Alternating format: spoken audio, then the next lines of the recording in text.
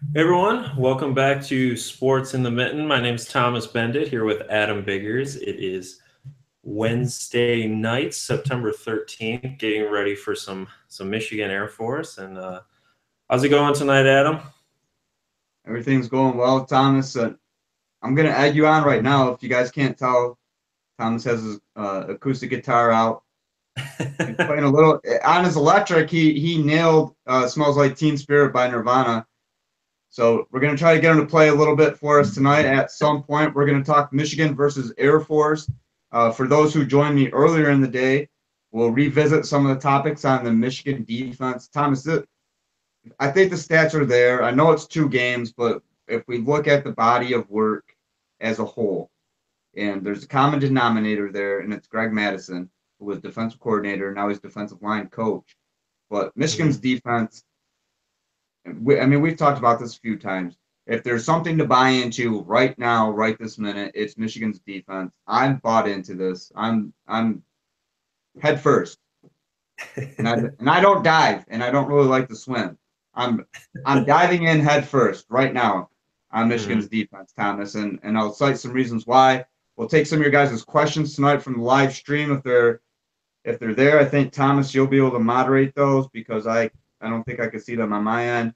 If you guys Okay. want to hit us with questions on Twitter at Adam Biggers 81 at T Bendit. Sorry, just pulling up the YouTube here. Okay, But there we go. Yeah, yeah, Adam, I'm with you as far as where I think the team's sitting. I think the defense has acquitted itself very well to start this season. I think obviously the offense has its question marks. Certainly, the turnovers have been a pretty big issue over the first 2 weeks, but still early. We'll see if they can get those into shape. And the special teams, I feel like has been great, and it's also been pretty rough in spurts. The good news is, as we were talking about on Sunday's show, that some of those are just small errors that they're going to fix. I mean, the issues with Donovan Peoples-Jones last weekend, maybe fair catching it versus trying to make a play, things like that, minor issues. I think will fix themselves here over the next month or two, but. Yeah, I think the pressure is going to be on Spate this weekend. The pressure is going to be on the offense to sort of get things back on track. I mean, I wouldn't say they've been terrible or anything like that, but I think certainly fans had hoped that things would look a little smoother, play by play than it has, and we'll see if they can get it together. But I'm very interested to see this weekend, Adam. Obviously, the big thing to watch is going to be how the defense, performs against that triple option offense for Air Force. Any thoughts on that? Any predictions as far as how you see that going?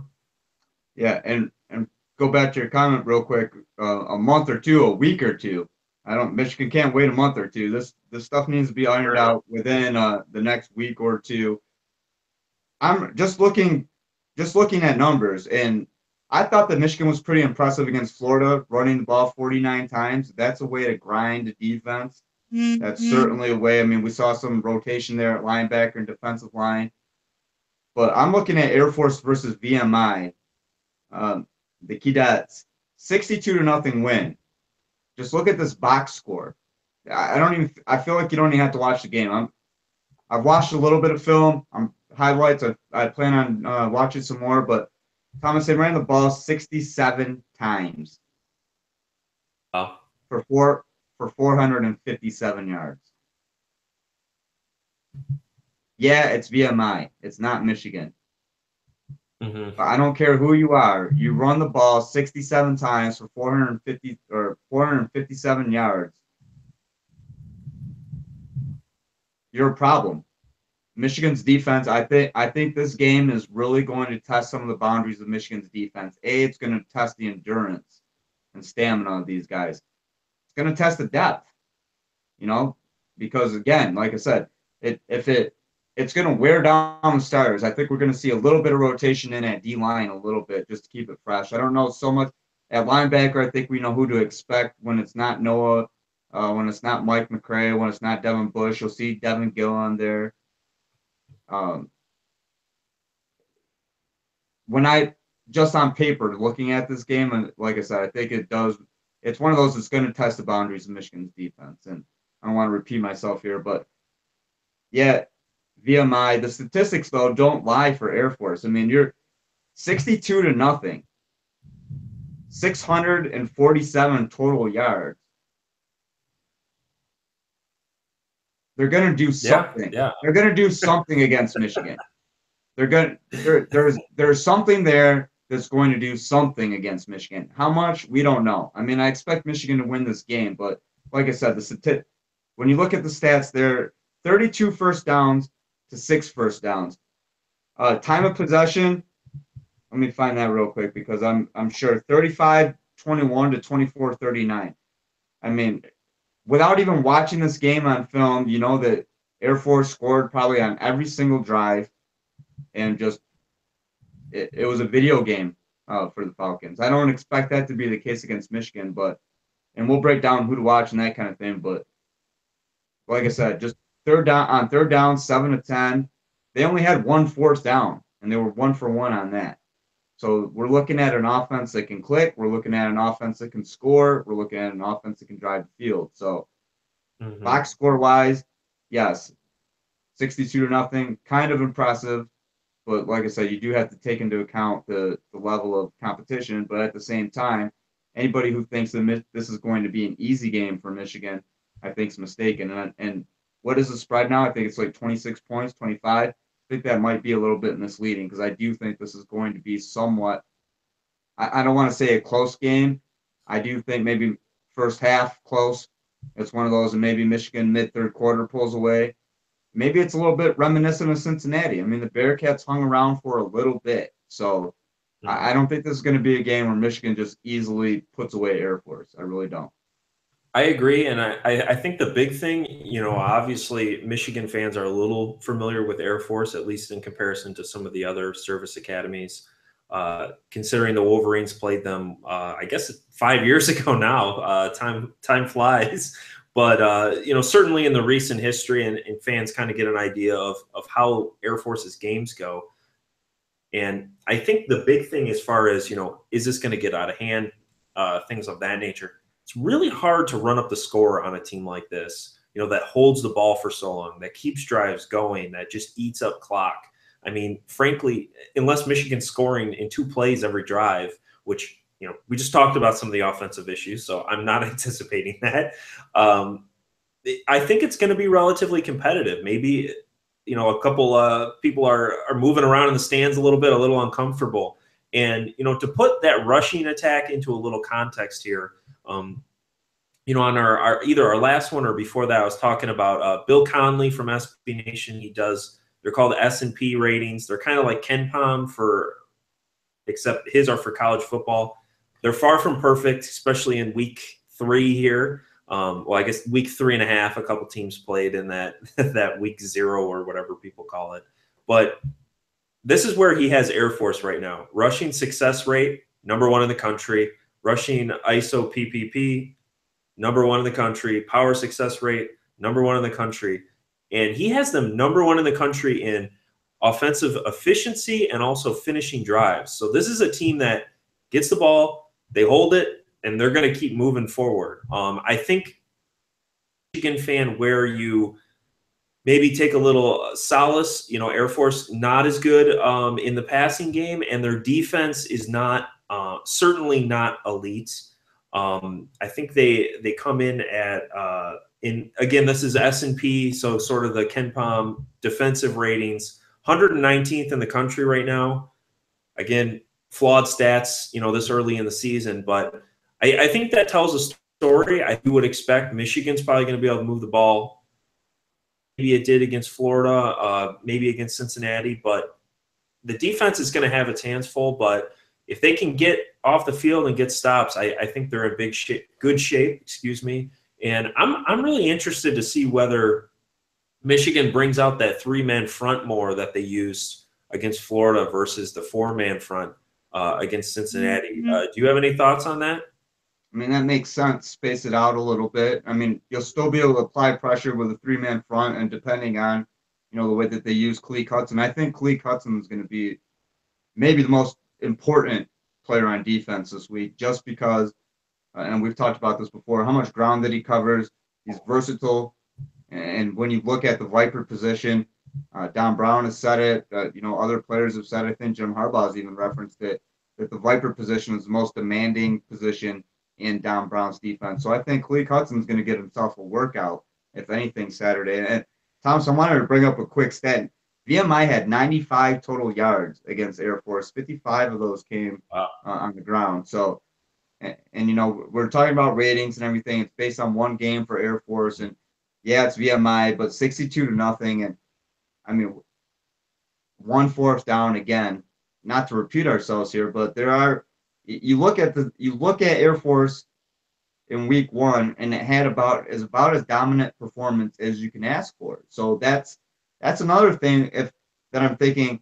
This is a really big game for them. Jim Harbaugh on the teleconference was saying that Michigan's all locked in on Air Force, focus is there, so on and so forth, and it should be, because this for Air Force. Look at their schedule. Michigan is the game on its schedule coming to Ann Arbor. Like I said, don't expect a pushover at all. I mean, that's pretty much all I have to say about it. Don't expect Air Force is going to do, like I said, Air Force is going to do something against Michigan. Yeah, and to put this in a little context too, going back to last year, and obviously, talking about service academy teams year to year is much different than your typical college football team. Considering they don't have necessarily players going to the NFL or something like that. It's just a different animal. But Air Force went 10-3 last year, 5-3 in their conference. They beat some decent teams. They held up pretty well. They certainly lost some frustrating games as well. But I mean, last November, they beat Boise State. They won their final 6 games of the season. So I think people do need to. They also beat Navy as well. Again, not to get too off track with the service academies here, but Navy's been a pretty good program over the last 5-6 years. So I think this is a quality program that's had success year after year.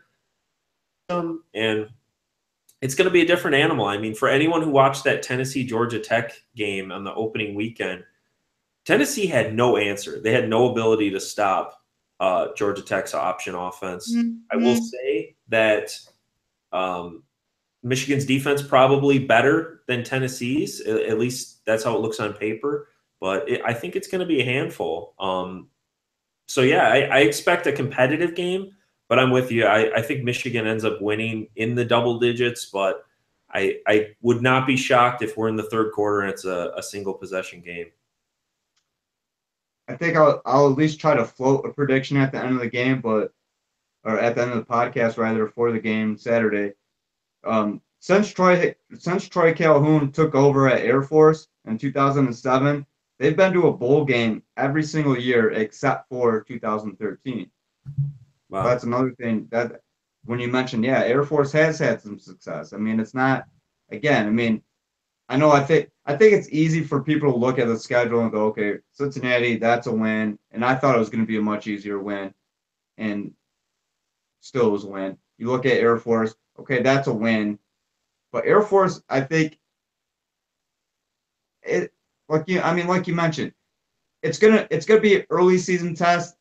And a couple people had mentioned on the podcast earlier, they were asking questions. I had some questions on Twitter. How does this kind of affect them going in? They're going on the road next to Purdue, too. So, I mean, I think there are a few things that you could take away from this game in terms of what you want to see out of a defense, what you want to see out of younger players. I'm going to ask you right now, what do you need to see out of Wilton Speight Saturday against Air Force?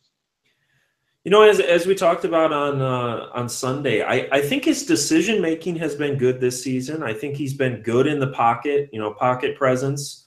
I think he hasn't made a lot of mental mistakes in my mind, which may sound a little weird, but I think it's the small stuff. Hitting the guys who are open in stride. Footwork. Not fumbling handoffs. Things like that, because really if he cleans up a couple of those overthrows, doesn't fumble, I mean, last week's game probably isn't close at all. I thought otherwise he played relatively well, except for those issues, which again, turnovers are pretty substantial. So I don't want to pretend like those aren't significant, but I think the big thing is consistency, play to play. And the other thing too that I think is, we're only 2 games in, but is a little bit of a growing concern for me is I think the red zone offense has been relatively underwhelming so far this season, and part of that's due to turnovers. But with Khalid Hill and the tight ends they have, I think they should be a really good red zone offense, and I think that's something I'm looking for. Those two things, if Spate can clean up his play a little bit, and then the red zone offense takes a step forward. We actually have a couple questions from Twitter. At CJ Rockford wants to know, any chance we try out a different punter, Nordian or Robbins, this week after a subpar game for Hart last week? At Mr. M. Sider wants to know, do we see Spate fix his footwork and become the elite quarterback we saw early last season? I'll start with CJ's. I think they're probably riding out with Will Hart, but,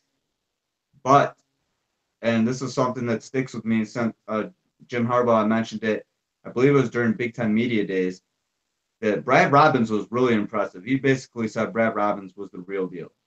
So I'm not saying that we're going to see Brad Robbins Saturday. If for some reason, I don't think they'll use Quinn. I think it'll be Brad.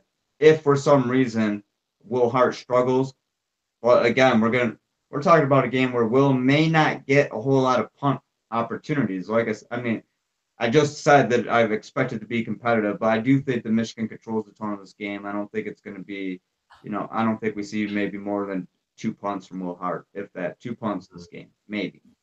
But to answer your question, CJ, any chance we try a different punter, Nordino Robbins this week after a subpar game from Hart last week? I would say very unlikely. Mr. M. Sider, do we see Spate fix his footwork and become the elite quarterback we saw early last season? I think so, in parentheses, which is funny, Thomas, to hear. And I don't know Mr. M. Sider's full stance on Spate, so I don't know. But to mention Spate and elite in the same right now in the same comment, because I feel like people are just forgot everything that Wilton did last year.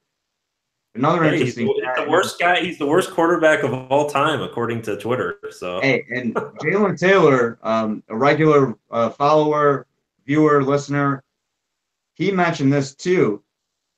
5 points, right? 3 losses, 5 points combined. So we're talking about Wilton Spate, Thomas. I don't know if you saw this when I tweeted it, but we're talking about Wilton Spate being 6 points away from being a 14-0 starter. Wow. Yeah, that's that's a pretty crazy thought. And people still don't want him as the quarterback. Yeah, if he can clean up that small stuff, and I understand. I don't know if he'll ever be anything where close to a top tier NFL quarterback or anything like that. But it's if he can hit some of those simple throws, which we've seen him hit plenty of times, I think he can lead Michigan to a lot of wins. I'll put it that way. He's the guy. Harbaugh has full confidence in him, and I guess if anybody wants to get into other layers of the Wilton Spate discussion other than just saying that Wilton Spate sucks or whatever they want to say, I'll entertain that. I'll entertain it, but you have to come with facts. And I'm telling you, Thomas, there is no fact. There is nothing factual. There are no numbers. There is nothing that goes against Wilton. Mm-hmm. And that's it. That's other than, okay, yeah, there's some accuracy issues. We've seen that, but statistically, factually, the fact that Jim Harbaugh has basically he's fully endorsed him several times. On Monday, he pretty much put an end to it. He said Wilton Spate's the starting quarterback.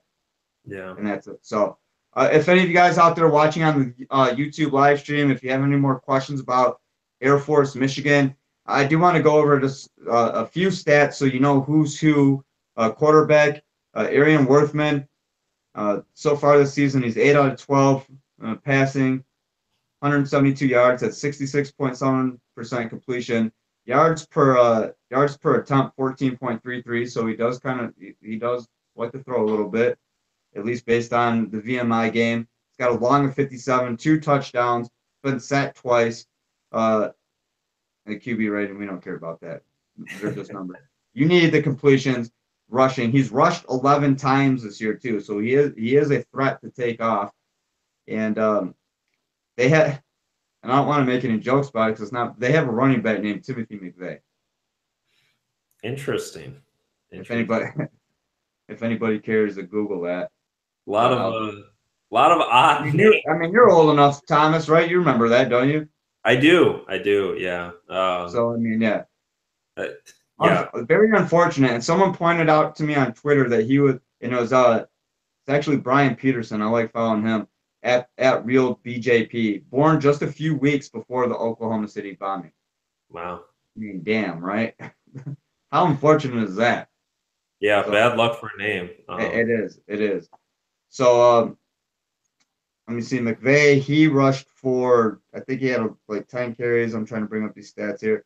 10 carries for 98 yards and a touchdown. He also had 3 catches for 77 yards. So basically, I don't want to discount you guys like we did with Cincinnati. We're like, oh, we don't even need to preview Cincinnati. It's like, okay, Hayden Moore, and that's about it. Mm-hmm. Really, I think the 2 big names to watch are going to be Worthman and McVeigh. Yeah. Yeah, I mean, I can't tell you a whole lot about their personnel. I don't know. I mean, we could go through the roster. I can look up some stats. Maybe I'll do that tonight, and I'll talk about it tomorrow morning. But prediction-wise, I do think this is a game that Michigan wins, probably 31-13, 28-13, in that range. Yeah, I think it's going to be over 10. It's going to be 2 possessions. I think when you look back overall, you're going to go, oh, that was a solid performance, but I don't think it's ever going to feel like they're running off the field with a easy win. And frankly, I wouldn't expect that. This team generally puts up a lot better fight than that. I will say one thing though that I know has been discussed is that I think Don Brown is going to be very prepared for this triple option offense. I remember him talking about it in the spring, installing some stuff, trying to get ready for Air Force. And, I don't want to speculate as to what they did or didn't do the last time Air Force came in, but it seems like there's a little more forethought about the unique style of offense here. So I think maybe that'll give them a little bit of an extra edge versus the last time that Air Force came into Ann Arbor in 2012. But Adam, I did, while I have you on here, I did want to ask you a couple things. Obviously, for the local fans, the Michigan game is going to be the big highlight of the weekend. Michigan State, they're off on the bye week before the Fighting Irish come to town. But are there any games that have popped out to you about this weekend or anything generally? Since, again, Michigan State's off. Tennessee is facing off against Florida this week, Wisconsin at BYU. The big game is Louisville, Clemson. Anything you're looking forward to or hoping to see this weekend? I'm kind of interested in Wisconsin BYU because I mean, who lost last week out of the Big Ten and non-conference?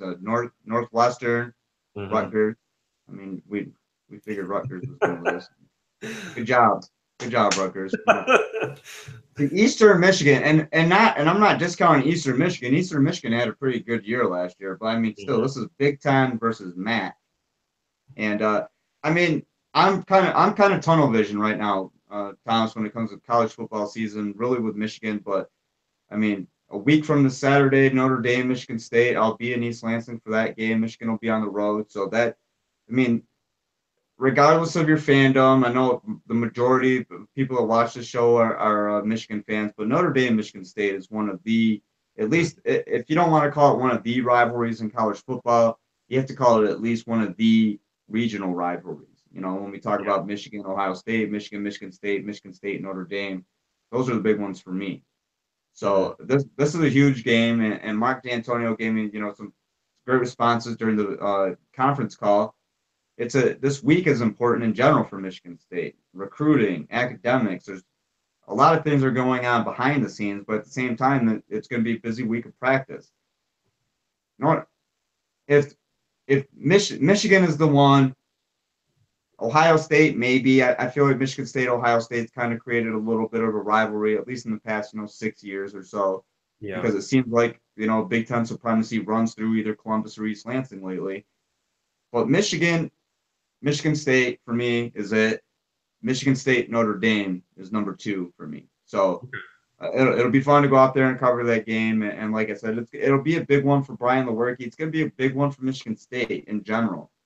And Absolutely. last year we saw Michigan State go to South Bend and beat Notre Dame, and it gave some, maybe a couple of hints like, okay, maybe they'll have an okay season, and that was before the wheels fall off.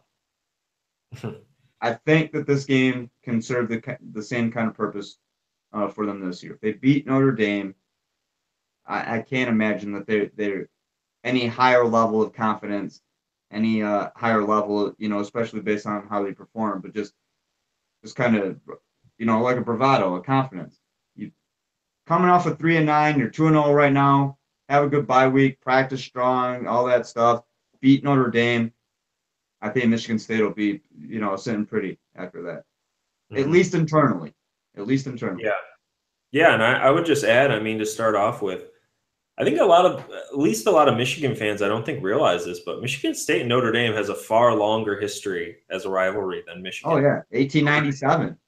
Yeah, and I mean, if you look at like the number of games played in comparison to the two rivalries, like it's not even, and I'm referring to Michigan Notre Dame and Michigan State Notre Dame, they're not even close. MSU Notre Dame have played so many more times. So I think that rivalry gets overlooked a little bit by some of the other people, but yeah, and I think as well, for the Spartans, clearly after this bye week, very, very important stretch of the season. I mean, I think they can come out looking pretty and looking like last year was a fluke, or maybe they get knocked back down a little bit and have some regrouping to do. So it should be very interesting because I believe it's Iowa and Michigan right after Notre Dame. I think so in terms of most games played. Yeah.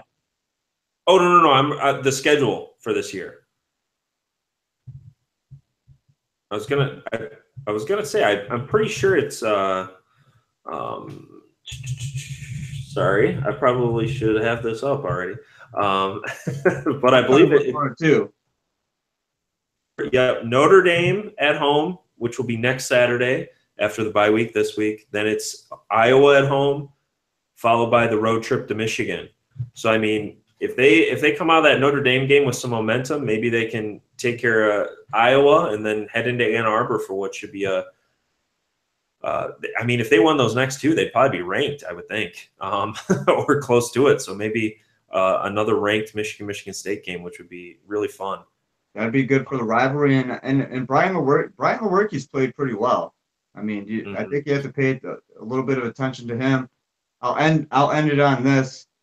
Earlier, I was asked at the end of the season, who do you think, projecting right now, who's the better quarterback, Wilton Speight or Brian Lewerke? I'll still go with Wilton, but based on what we've seen right now, because I think the potential of the ceiling, whatever you want to call it, for Wilton is higher than what it is right now for Brian at Michigan State. But Brian Lewerke's played pretty well. 61-yard rushing touchdown against Western Michigan, completed like 35 of 54 passes for 61.4%, 4 touchdowns and an interception. I just wrote about him, so that's why I'm rattling off the stuff. It's right on my mind right now. But I want to thank everybody for watching the live stream tonight here on the YouTube channel for Sports in the Mitten. Subscribe to my personal channel, Adam Biggers. Follow me on Twitter at AdamBiggers81. Follow us, Thomas and myself, Sports in the Mitten, at Mitten Sports MI. You can search us on Facebook, Sports in the Mitten. You can find us on iTunes and Blog Talk Radio. And you can also follow Thomas on Twitter. Yeah, you can follow me on Twitter at Beindit. You can also read my Big Ten hoop stuff at BT Powerhouse, or I should say SB Nation's BT Powerhouse. So stay tuned. A lot coming here. We're just a couple weeks away from the preview stuff starting to drop. Yeah, we'll start talking some Michigan State, Michigan basketball. This is big. I mean, Michigan State preseason #1. I think the Wolverines are going to be really good with Mo Wagner. I know the loss of DJ Wilson, whatever. We didn't even see like the peak of DJ Wilson. I think we're gonna, and this is kind of like with the Jabril Khalik thing. It's not direct comparison, but we saw a really good player. We didn't see all of him. I think we're going to see all of Kalik at Michigan on the football side. We didn't see all of DJ Wilson at Michigan. We saw some glimpses. I think we're going to see all of Mo Wagner, at least the college version of Mo Wagner. So 2 really big seasons for both programs. It's going to be exciting. And how lucky are we just as, as media covering, we get 2 of the premier coaches in college football with Jim Harbaugh and Mark D'Antonio. We get 2 of the premier coaches in college basketball with Tom Izzo and John Beilein. It's a really good time right now, I think, if you're covering Michigan or Michigan State, in my eyes. So I want to thank everybody for watching. Again, I'm Adam. He's Thomas. For Sports in the Mitten. We'll catch you guys next time. There you go.